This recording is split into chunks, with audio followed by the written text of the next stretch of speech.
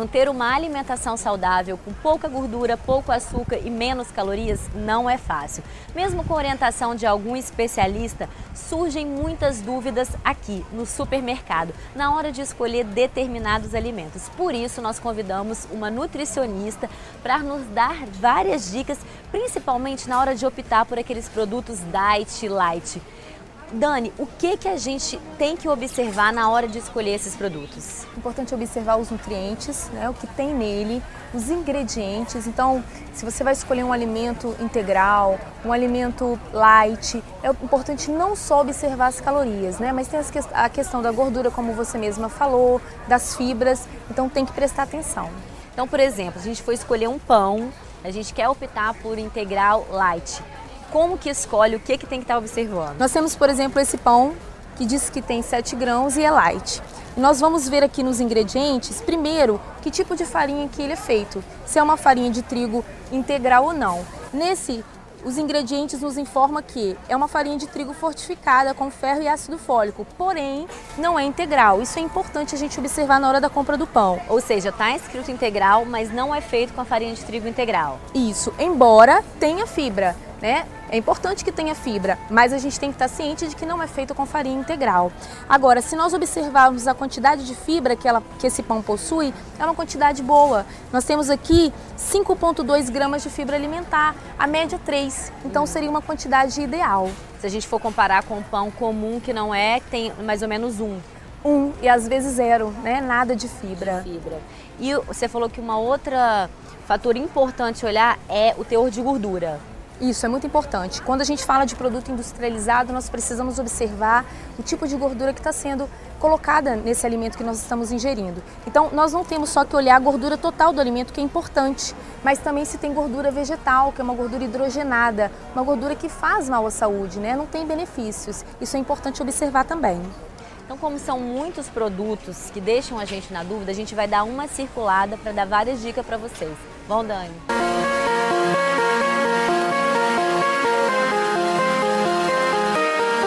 Agora a gente veio aqui para a parte do requeijão. A maioria das marcas tem a opção tradicional e light.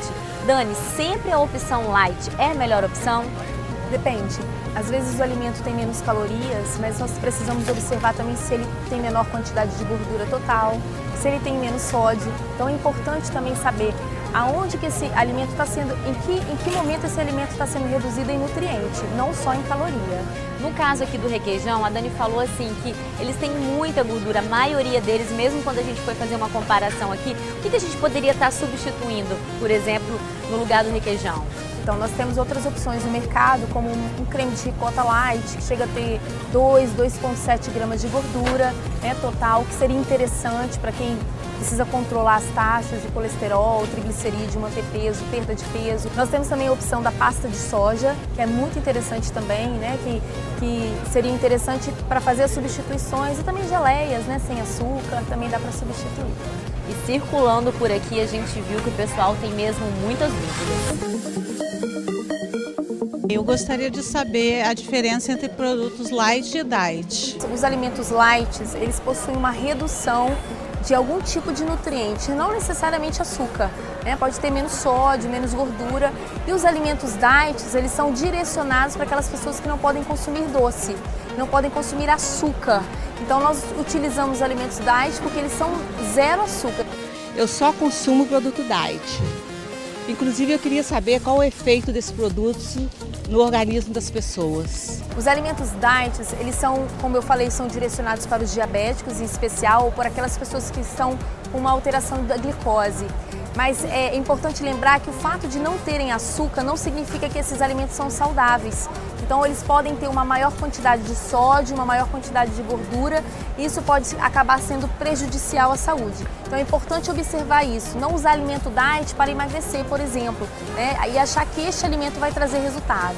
Olha, eu sempre uso produtos light, mas eu gostaria de saber como ele realmente faz a gente perder peso. Os alimentos light, eles vão ser um auxílio na perda de peso quando nós observarmos os rótulos deles, saber se realmente além da diminuição da caloria, existe uma redução de gordura naquele alimento, ou uma redução até mesmo de sódio, né, que acaba ajudando na retenção hídrica. Então é importante lembrar que não é qualquer alimento light que vai ser importante na redução do peso.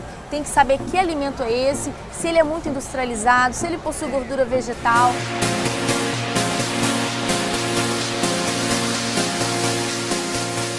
Aqui na parte dos biscoitos foi bem difícil, porque a gente viu o mesmo tipo de biscoito deu uma diferença enorme de gordura, né, Dani? Sim, nós chegamos a encontrar uma variação de 3,2 gramas de gordura total até 7,2.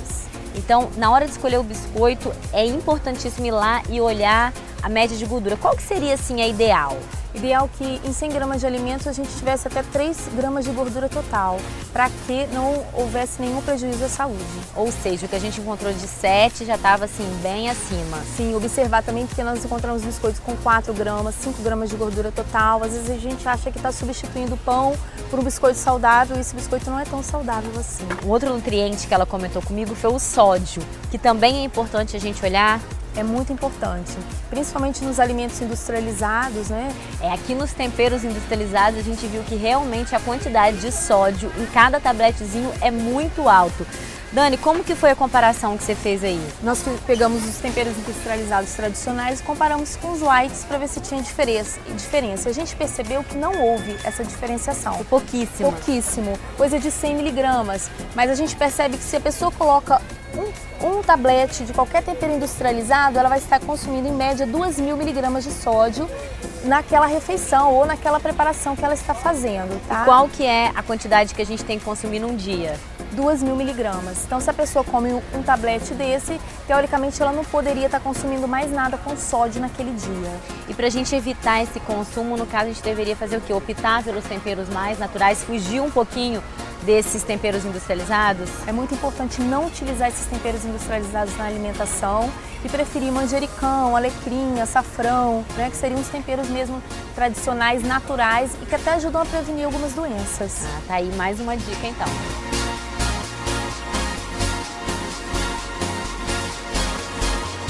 A Dani me mostrou que a gente tem que tomar muito cuidado com as barrinhas de cereais, porque elas passam uma falsa impressão de ser saudável. A gente viu aqui que elas deveriam ter quanto de fibra, Dani? A média é que na porção 100 gramas de alimentos tenha 3 gramas de fibras. E nós pegamos barrinha com 0,4 gramas, com 0,1 e às vezes existem barras de cereais com 0 gramas de fibra.